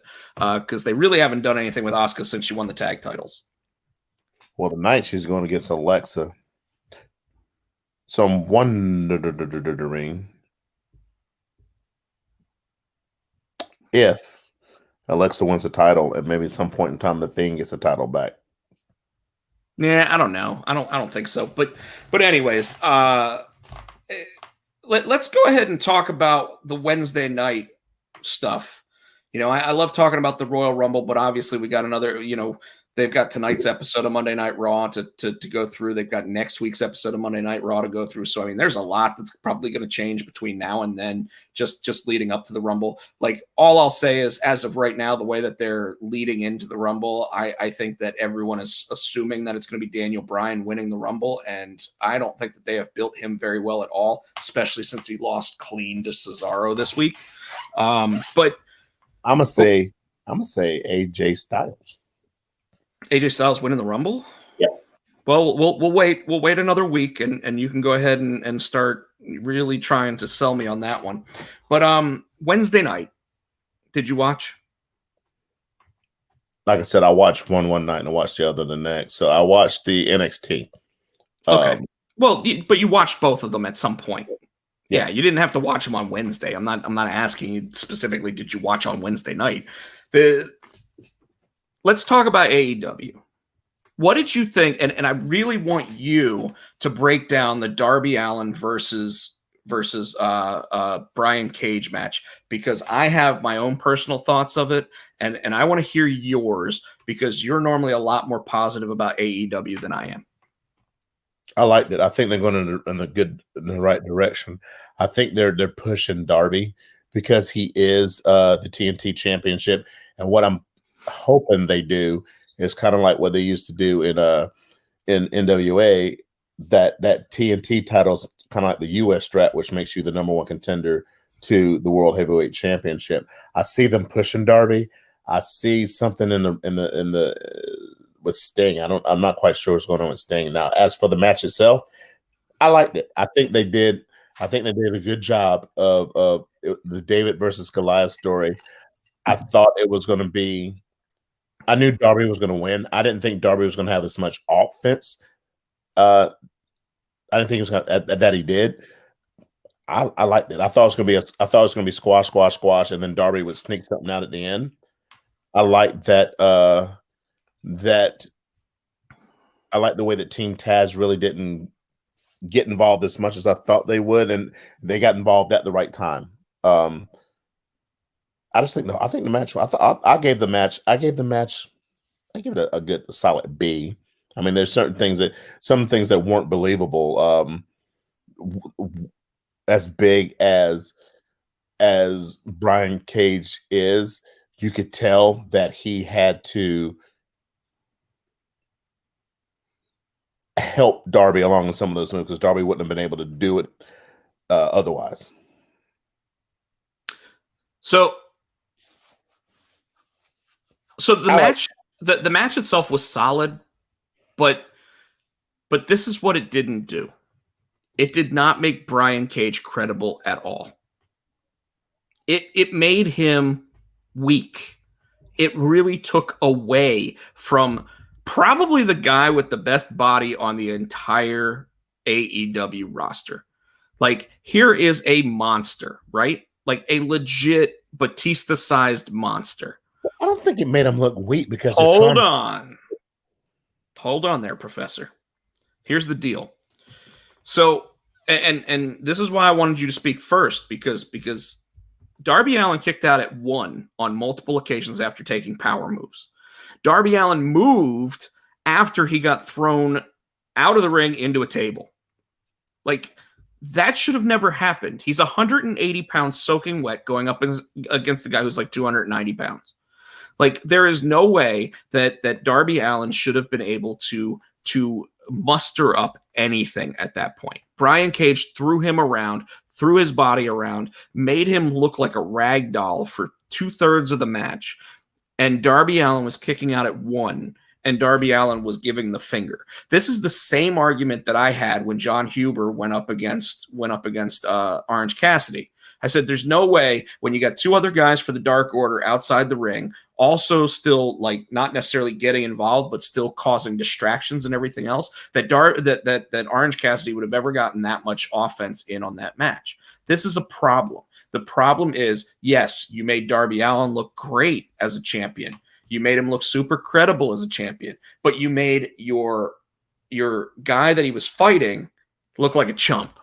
You made him look like a straight up joke. Like I don't think Brian Cage ever should win a match again in AEW based on the fact that he couldn't beat a 180-pound guy soaking wet with 3 other people outside the ring with him.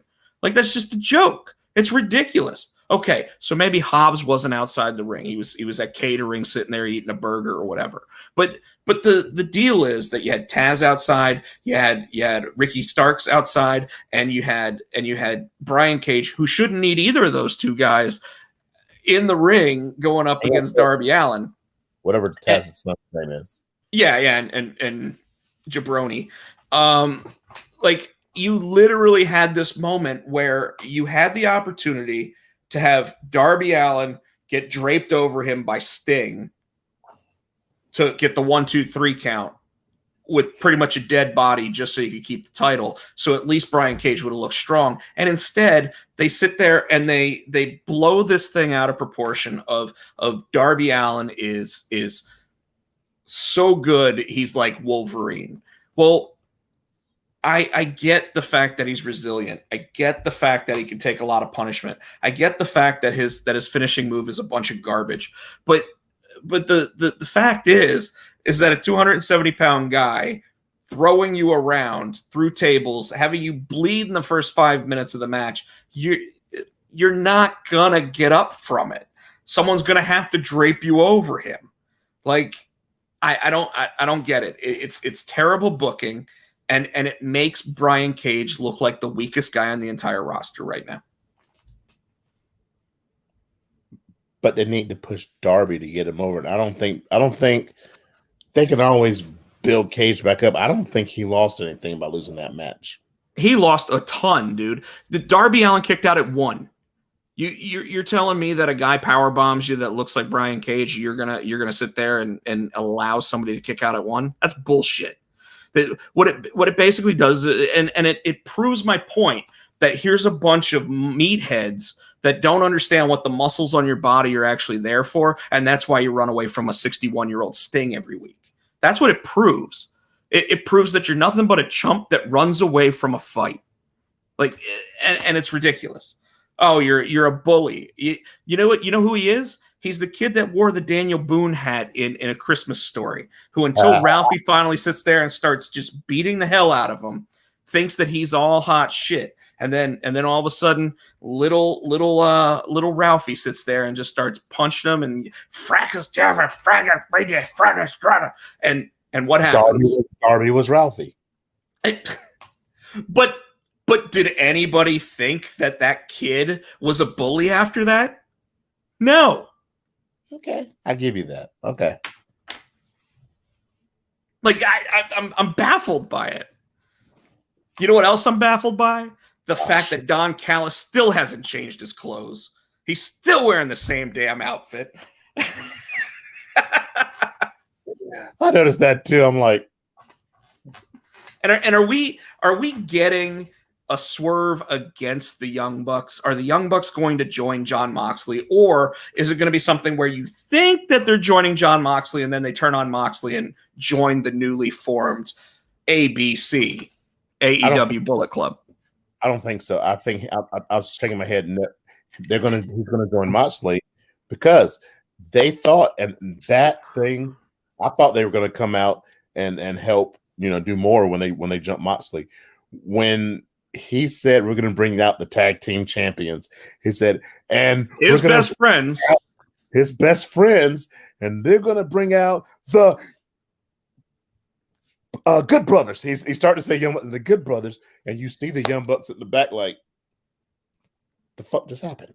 Yeah, and who are they standing right next to as that happens? Tony fucking Khan.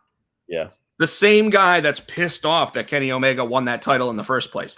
Give me a break. Like, do they not understand kayfabe versus new age, hip and cool bullshit? Give me a break, man. Like, I want to like the product. I want to because some of the stuff is great. The Jurassic Express versus FTR last week was fun. Hell, the match between Kenny Omega, the Good Brothers, and the non-Hollywood blondes, like the Wisconsin blondes or whatever the hell they're calling themselves.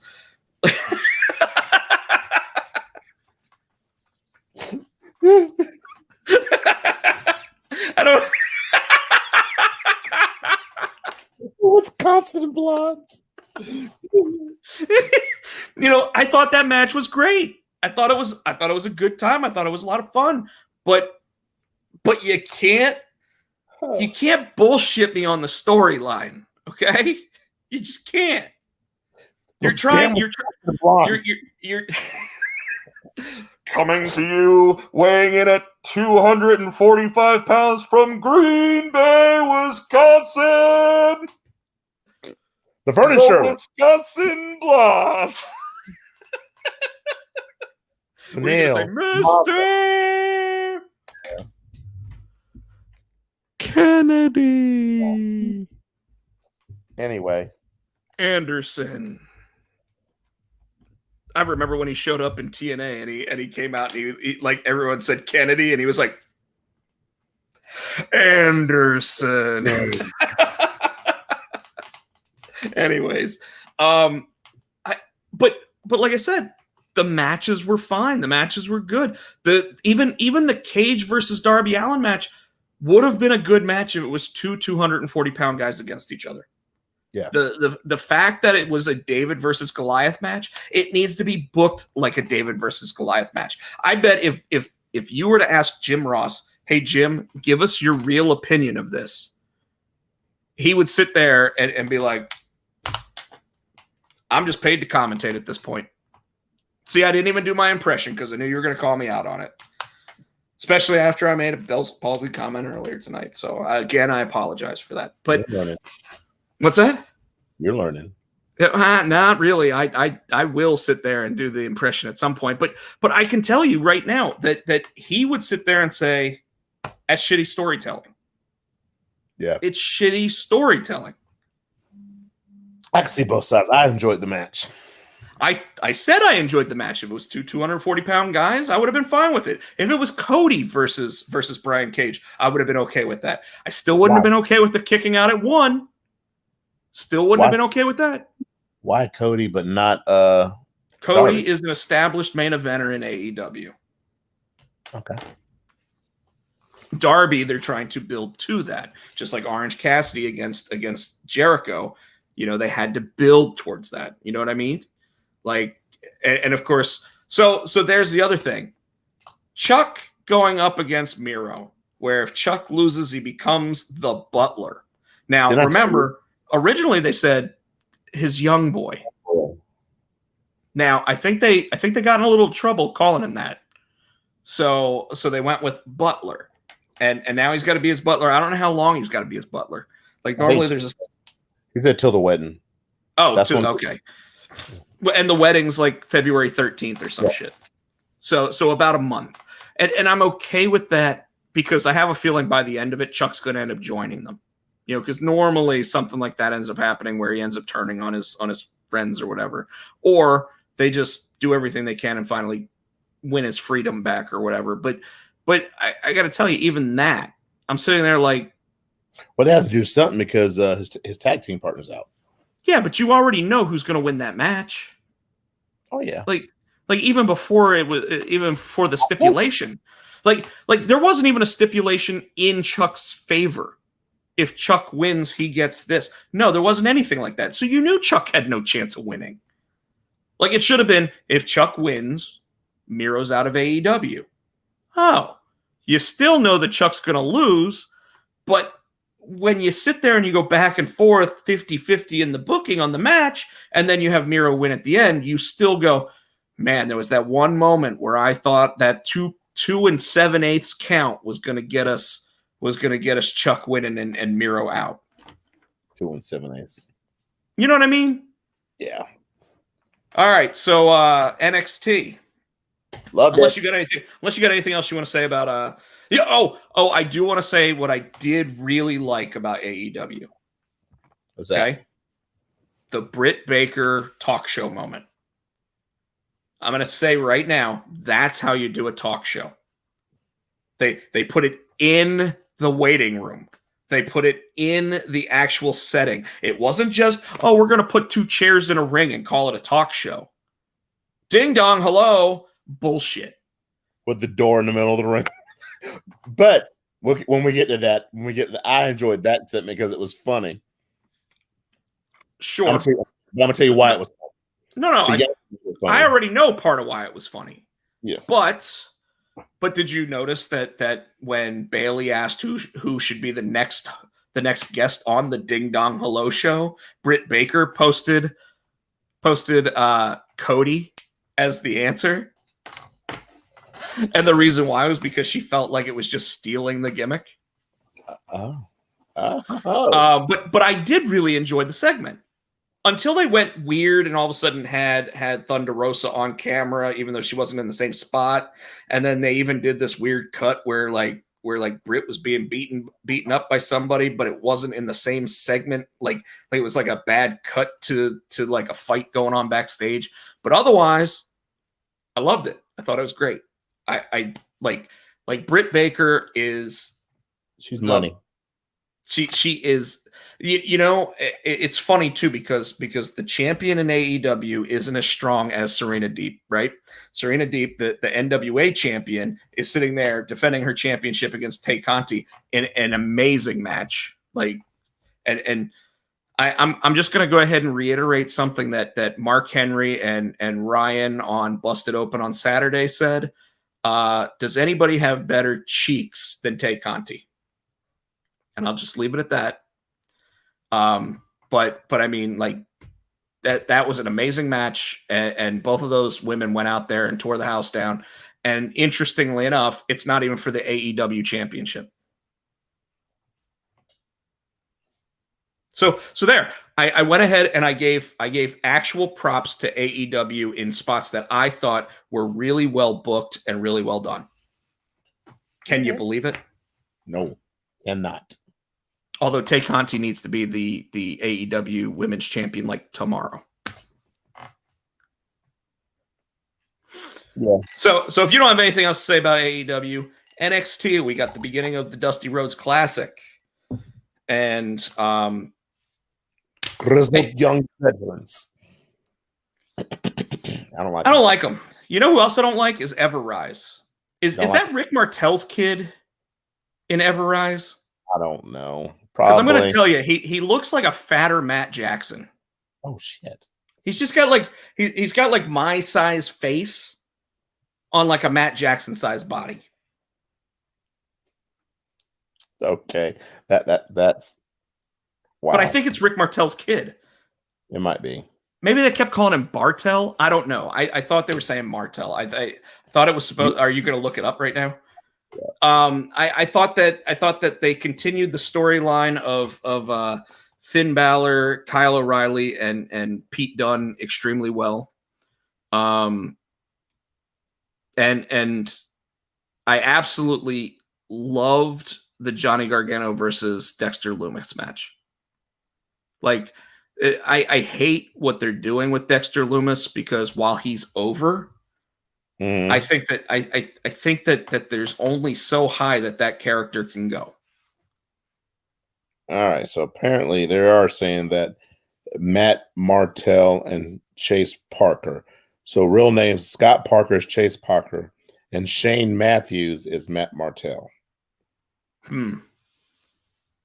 Shane Matthews. Interesting.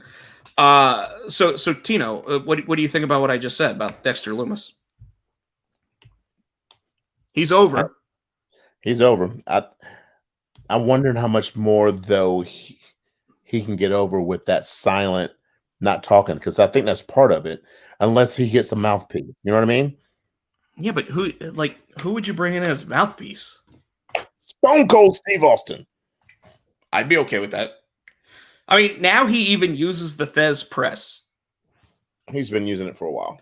I know, but like, and I think it was Wade Barrett sat there and said, "Look at those stone cold eyes," and it's like, "Hello, ding dong, hello, ding dong." All right, Bailey. Worst catchphrase in all of wrestling. Did you watch the Stone Cold interview with Bailey? Mm-mm. She's like, it just caught on. Like she was said, it's one of those things. Like she said, even Stone Cold was like what? She said in the middle of the ring with him, like ding dong, hello, and she said it caught on because people started saying it. It blew up on Twitter and all that, so she ran with it. See, I don't think that would have caught on if she tried to use it with a live crowd. I just don't think it would have. And I could very well be wrong. I don't know. But anyways, what did you think of Adam Cole and Roderick Strong in the first round versus Breezango?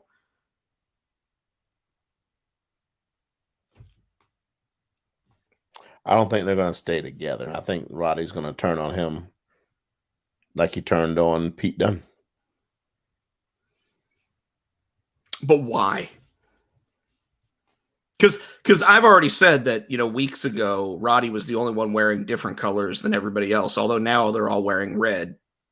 So I don't know. I just don't think that team's going to make it through. Somebody's going to turn on, and I don't because Adam obviously they're trying to do this hill run with Adam, so I'm assuming it's going to be Roddy again. But I don't know why he would turn him. I don't know. I just don't think that's going. I don't like the team. You mean they're trying to go babyface with Adam?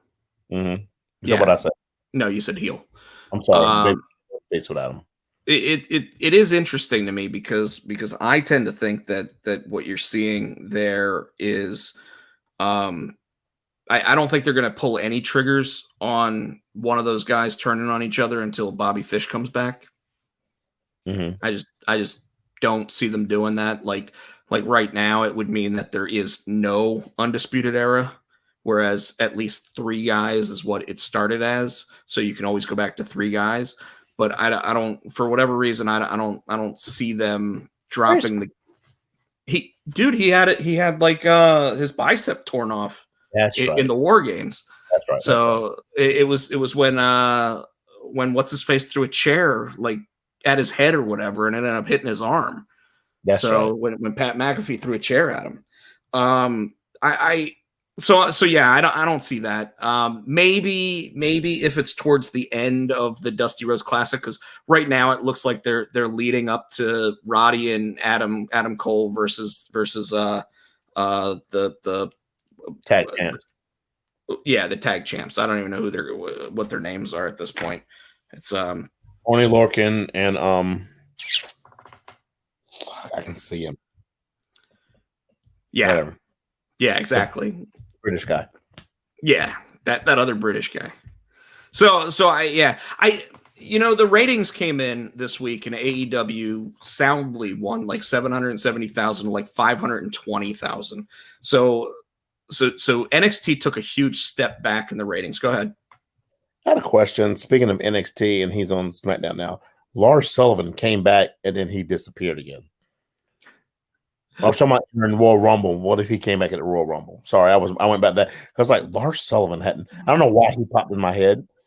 I think Lars Sullivan might have gotten himself in too much trouble when he started like internet stalking a girl, and then got to come back, and then immediately after that, this blew up, and this is the Me Too era and everything else. So like you can't have any of that. And endeavored. What's that? I don't think he's been featured endeavored.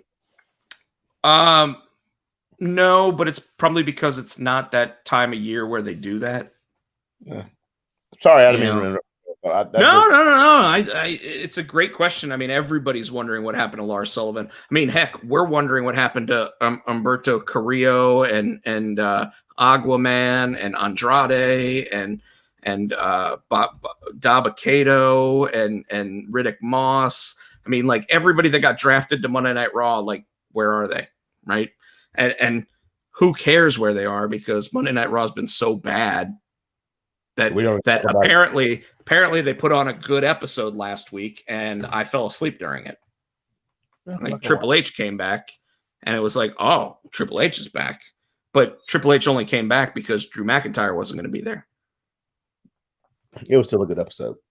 No, I mean, there's only so good that it can be with a 3-hour episode every week. You know, like if they were to do, I started thinking about it. If they were to go back to when they would do like random 3-hour specials, like once every 2 months or so, then they'd probably be able to put a really good show together on a weekly basis. And then that one big super show every 2 months probably be a much better show than what they're doing now.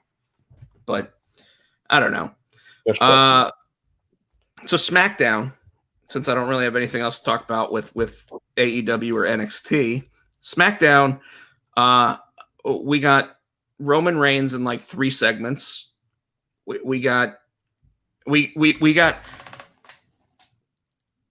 whole Adam Pearce thing. We'll talk about that at the end, I guess. Rap Daddy. We got Apollo Crews sitting with Paul Heyman and Roman Reigns, and basically being told, "Hey, go out there and show us what you got." And he goes out and he beats Sami Zayn, and then gets back into Big E's face again. Remember, he slapped him last week. Right. He just rolled out the ring and just grabbed the belt and held it up. So our friend Terrence actually told me that if I had watched Talking Smack, I would have seen where Paul Heyman told him that he was stupid for that, and slapping him and demanding his rematch right there wasn't a good idea, and he should have taken the time to actually like think about what he wanted to do and strategize and everything, and then be able to put a solid match together, you know, by being able to say, "Hey, you never actually beat me. We both pinned each other.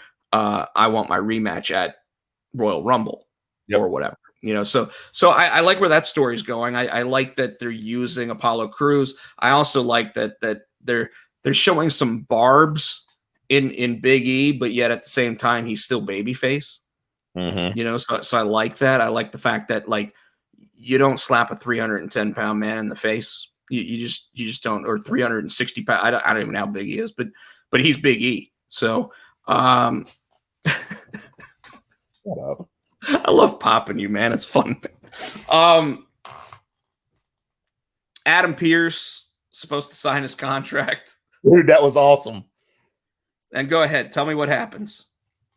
So the first contract that he signed, it was a I think it was a no DQ match, and Paul Heyman took the contract back to Roman, and Roman's like, "I didn't want this. I didn't ask for this. No, I want a last man standing match." And I'm digging Roman because he doesn't raise his voice. He's a heel, but he's very calm, and he's talking. No, he goes, and he handed it to Paul. Says, "You go give him back." He goes, "Oh, and Paul, I'm going to consider this handled." And then never looked at him. And so Paul finds him and gives the contract to Pierce. But my favorite part of that is, so he walked away. He goes, "Oh, and I'm gonna consider this handled," and he walks off. So Adam Pearce was supposed to meet Roman Reigns in the ring, because that's what Roman wanted. He wanted to be the head of the table. They get in the ring. Pierce comes down. He sits down. Roman's standing.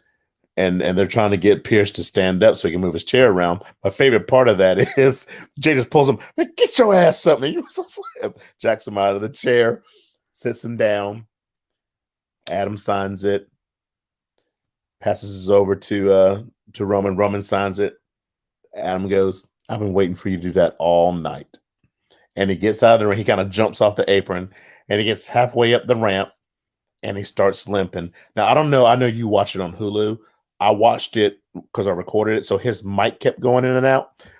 but the gist of what he said was, I'm hurt. I don't think I'll be able to be ready for Royal Rumble. He said, but I can name my replacement.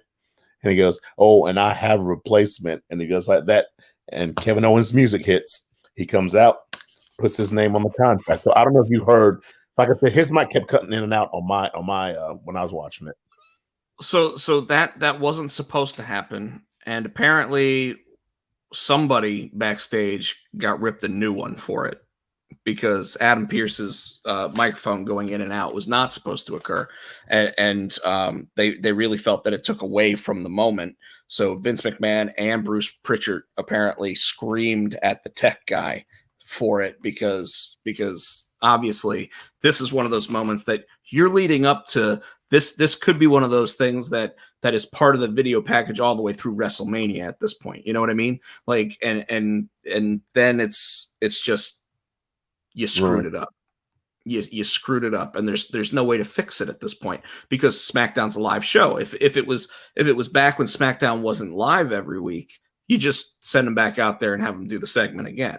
Now, granted, even that, you probably don't get the same energy that you had the first time, but at least you get the mic work. So edit it to make it work if they really want to do a video package. So KO comes back. He gets another match. Does he have a chance? He's got to win this one. He's got to.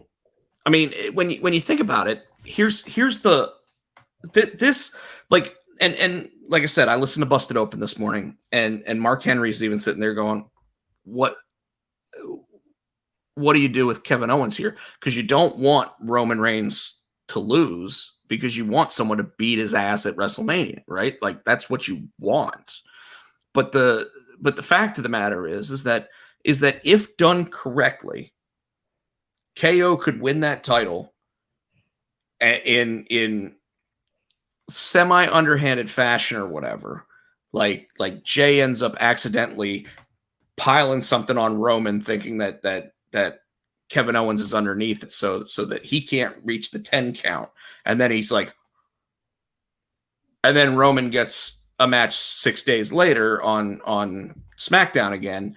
And then you have a big blow off match at SmackDown where Kevin Owens loses and Roman's still the champ, right? Or you have Roman sit there and win the Royal Rumble, come out on that night and sit there and say,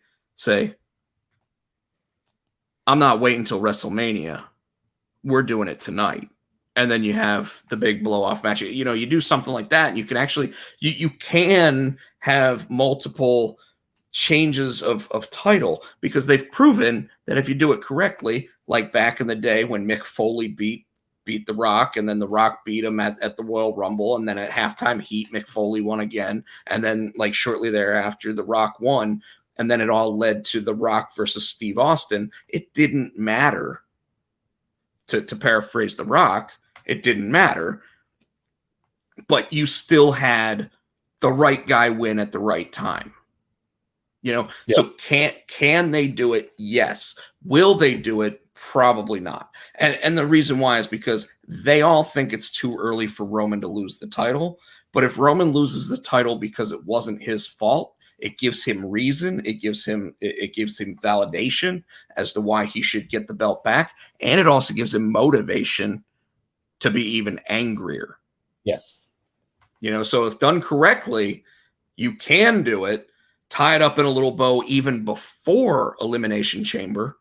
And then by the time WrestleMania's 2-night event happens, Roman's back to being the champ. And you make it something where the stipulation that wasn't read on air on SmackDown was, if Kevin Owens wins the belt whoever the replacement is wins the belt at the Royal Rumble, the other person gets the rematch, and that's the last time they can face each other, then you get that blow off and Kevin Owens is asked out without the title, even though he did hold the title for 7 days. You know what I mean? Like there are ways to do it. That they've proven that sometimes a 7-day championship reign is worth it. Maybe you do it as, okay, at Elimination Chamber, he gets his final match against Roman. I don't know. And Roman wins the belt back there. Then you go on to WrestleMania. Yeah, interesting to see what they do. I mean, I agree with you that with everything Kevin Owens has done, he has earned a championship run. The problem is that it's going to be short-lived. If they even give it to him. Yeah. So Bailey, ding dong, hello. Your favorite segment of the night? Yeah, she had that fucking door in the middle of the ring, and she's like, so, and she introduced Bianca Belair. Bianca gets in the ring, and she's like, no, don't want me to get behind the door. And she's sitting there, and she's like, dude, ring the doorbell. And so Bianca rings the doorbell, and then she's like, who could that be? And Bianca looked around the corner, like, Bailey, you know who it is. It's just funny, that whole thing, that whole interaction, which is priceless. And then it sets up for a obstacle course this week, and that's the competition that they're going to have. Bailey's killing it right now as a heel too. Bailey is killing it as a heel, and this was her most Karen moment ever. Like she even had the outfit, she had the glasses. I mean, she was straight up Karen personified. And if her name wasn't Bailey, you damn well know that she would be the Karen. Shut up. I mean, dude, if this was the 80s when wrestlers were characters and actual characters, she would be the Karen. Bailey the Karen. Exactly. So well, then anyways, the only other one I liked was Carmella was talking shit, saying, Sasha's not here, Sasha's not here. Sasha came up and said that Carmella could have another shot at the title, but first, only if her, what they call him is the sommelier, yeah, could beat her, or she could have a match with him. So that's going to be interesting. And it's back to Carmella's got a dude fighting for her, just like she had with James. Yeah, exactly. And it's like one of the few times that you're okay with the intergender wrestling, or at least semi-wrestling, whatever it's going to end up being. Who knows? So with that, Tino. That's all I got. I don't have anything else. Me neither. So we're about at the two hour mark as it is. So I'm going to let you go ahead and tell everybody goodbye. And thanks. You know what I mean. Get to it. You can check him out on Twitter at Podchat. You can check me out at HootieFan91. He's on Insta at Rob Podchat. I'm on Instagram at SC Tino. You can check us out on the YouTube at Rob Podcheck. I don't know why I want to keep putting Potsy in there. Rob Podcheck. What about the Twitch? Twitch is Rob Potsy Podcheck. There it is. That's what I was looking for. As always, we didn't have it tonight, but the theme song is by Adam's House Cat called The Wrestling Song. You can check it out on iTunes for 99 cents. As always, folks, we want to say be safe out there. I know a lot of stuff's going on this week. You guys be careful. Take care of each other. Love each other. But until wear your mask. And wear your mask. And until next week, I hear Ric Flair. I almost said Chapel Hill. Way up on that big hill in Charlotte. Wait.